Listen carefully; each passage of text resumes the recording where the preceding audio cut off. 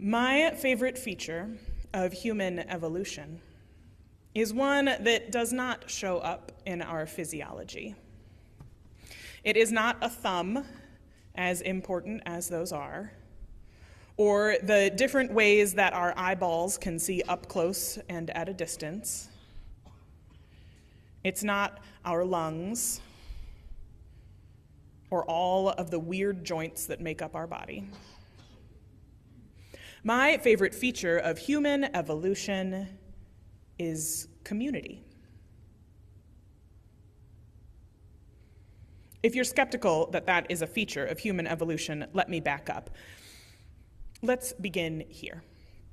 Anyone who has ever given or attended or supported human birth knows that the process is not simple. And the things that can go wrong are legion. We've got these big old heads, and even though they start out pretty flexible, they're still pretty big. And they're designed for all this advanced cognition and thinking and storytelling, all this stuff we store up here. And then we also have these weird hips that are designed to help us walk on two legs. It's actually a terrible recipe for success from an animal perspective.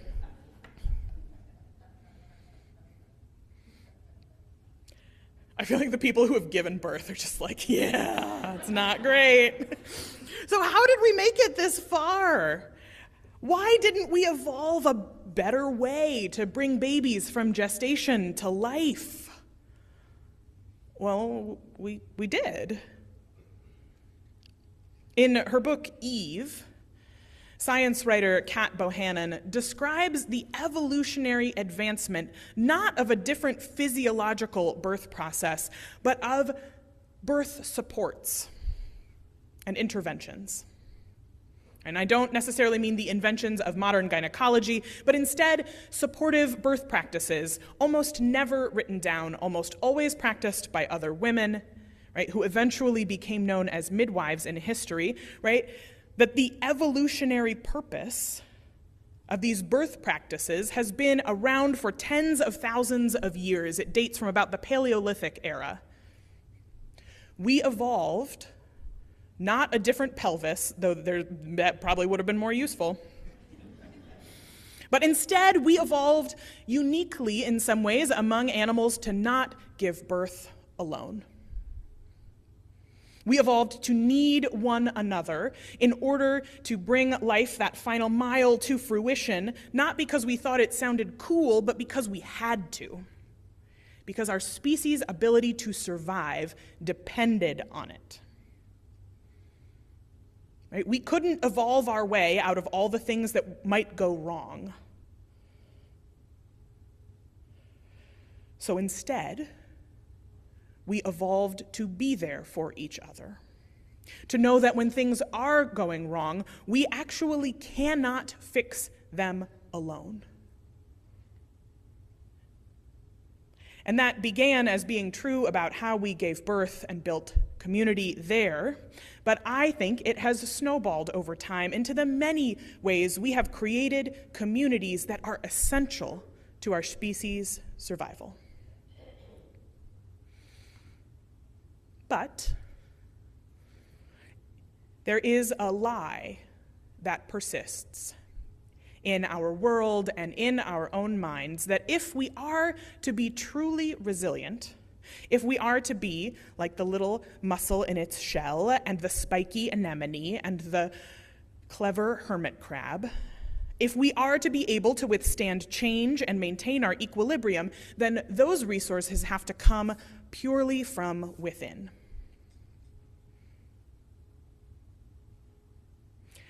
And that lie persists in so many ways and places in our minds and hearts, in our communities, and even here among our staff. There is a sound I want to introduce you to. It is the sound of hyper-independence. Are you ready to hear the sound? Okay, it sounds like this. Do you know what that sound is? That's the sound that one of the tables in the legacy room makes if one person drags it all by themselves.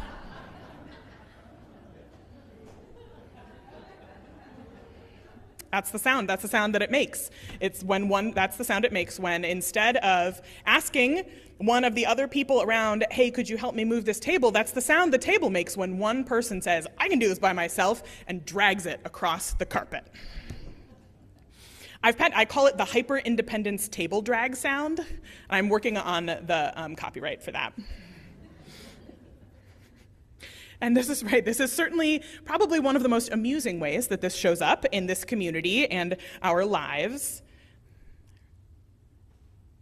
But this lie that resilience is the ability to do it alone, right? This lie shows up in our minds and in our communities, sometimes because there are those who benefit from us feeling alone and they perpetuate the message, but also from the genuine hurt and harm and trauma and disappointment that comes from being in relationship with other people. Right? It's like Brianna said, it comes from all the times that our needs were not met when they should have been. And sometimes it just comes from the disappointment of community. And if this is your first Sunday here, I just need to say that even though this is an amazing place, we disappoint each other sometimes. We're not perfect. So if you were looking for perfect, I have bad news.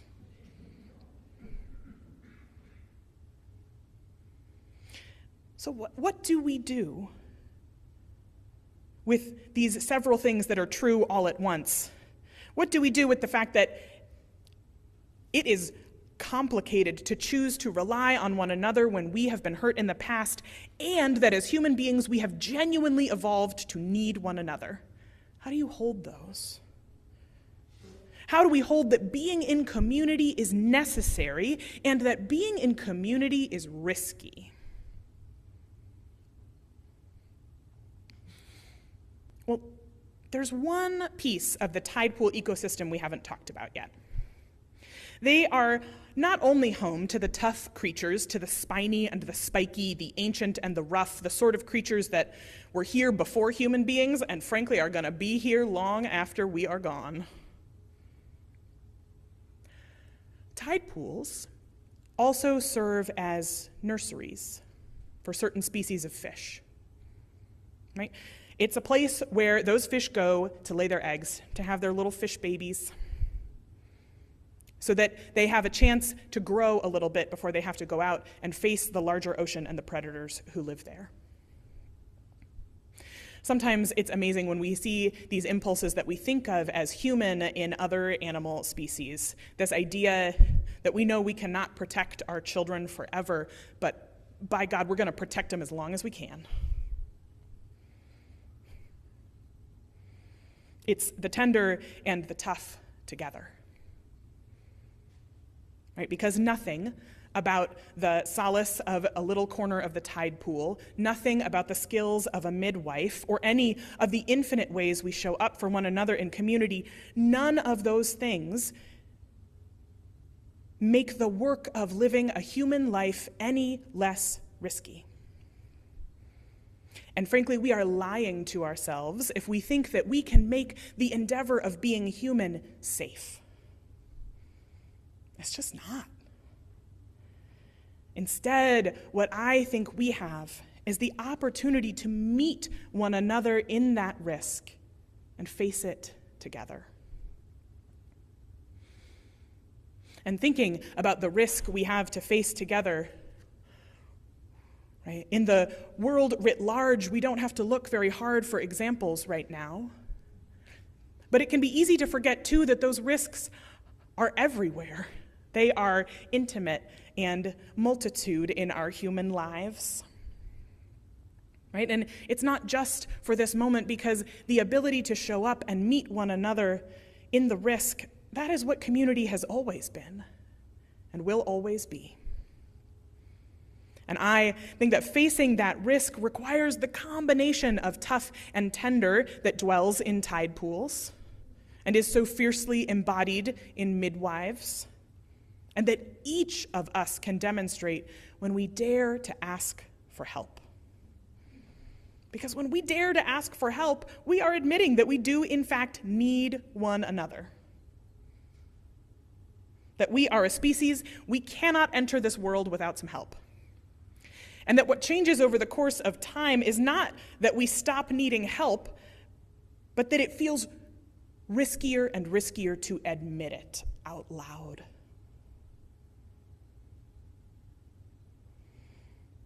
The truth is that our survival as a species still depends on our ability to meet one another in life's riskiest endeavors and offer fierce care and tenderness. Still depends on our ability to invite possibilities that can only be born with the help of midwives, literal and figurative. Our survival as a species still depends on our ability to show up with pacifiers and a spare tire and meet one another there. None of us made it into this world alone, and none of us can survive it that way either. May it be so.